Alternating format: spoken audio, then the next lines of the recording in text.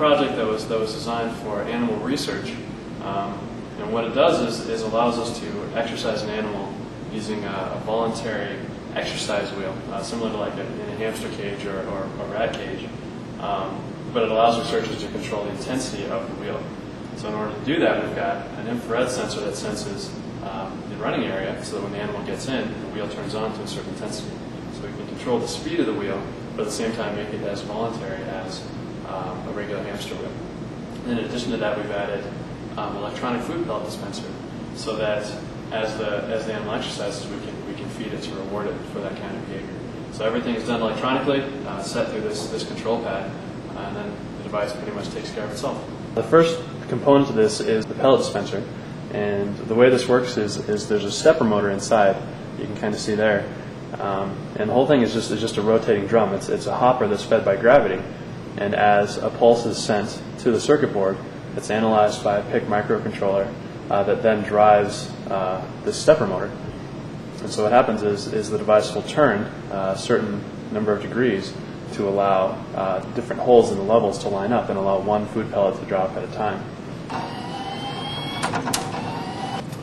The different components that are involved in the control box, there are a couple of things here. The first is a stepper motor, and this is what allows us to drive the speed.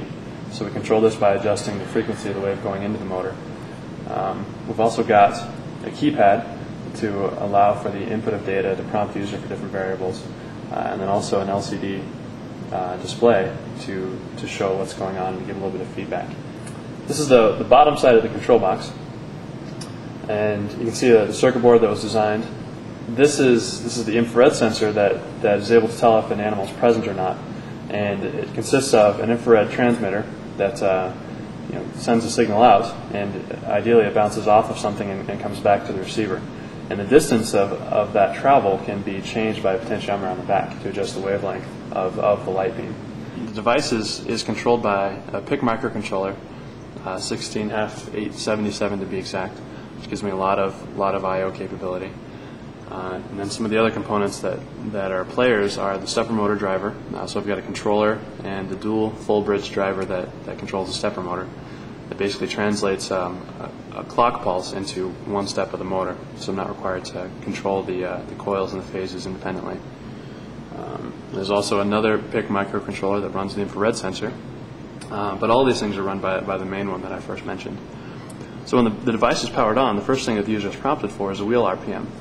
So I use the keypad to enter in the desired RPM, and then I've got a couple of different menus, a train and a run program.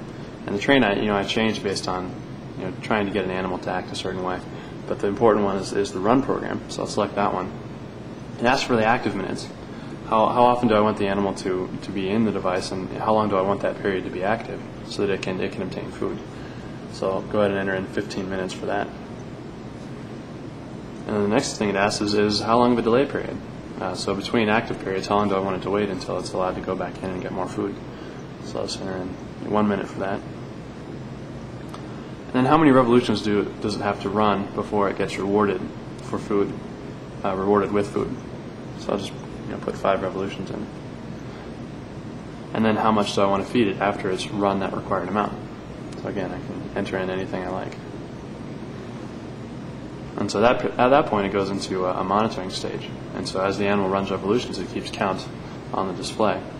And right now, someone can figure out how much the animal is fed by keeping track of the variables that were input in earlier.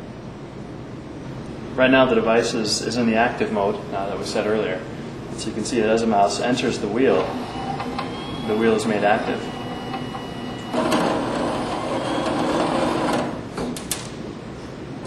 Yeah, the ball helps you to see that the infrared sensor is what triggers the wheel active. So as it wanders in and out of the sensing range, the wheel stops moving. And that's real helpful because as a mouse sometimes likes to cling on to the wheel, if it gets up to the top, if it decides to get to a point where it might injure itself and get pinched up here, the infrared sensor keeps it from traveling too far.